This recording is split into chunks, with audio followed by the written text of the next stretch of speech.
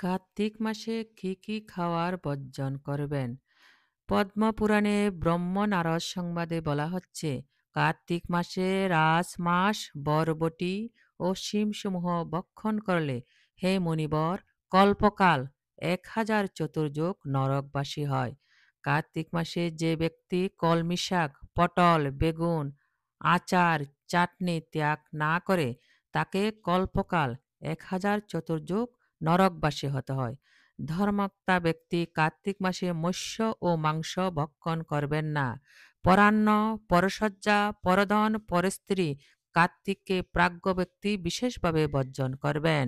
কার্তিক মাসে তৈল মর্দন, সজ্জা, পরান্ন ও কাঁসার পাত্রে ভোজন ত্যাগ করলে পরিপূর্ণ ব্রতী হওয়া যায়। কার্তিক মাস উপস্থিত হলে পরান্ন দর্শন করে যে মানব বর্জন করে প্রতিদিন কৃচ্ছপথের ফল প্রাপ্ত হন।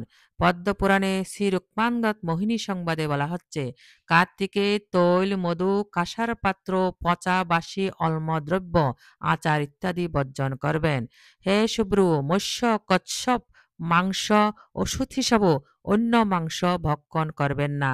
কার্তিকে মাংস ভক্ষণে চণ্ডাল হয়।